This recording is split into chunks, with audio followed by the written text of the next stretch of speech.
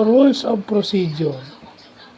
So, sa proseso ng impeachment o anumang klaseng impeachment trial, yung rules of procedure is yung guidelines. Guidelines kung paano dinedesisyonan at hinahandle yung isang hearing o isang pagliliti sa isang hukuman. Yan. Kasi ang impeachment is considered a court trial para sa mga high-ranking officials ng Pilipinas. So, applicable dito yung rules of procedure.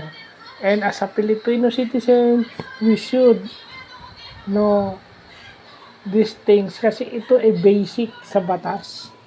Hindi na yung masyadong technical, but yung kailangan lang malaman ng mga tao o mga ordinaryong tao.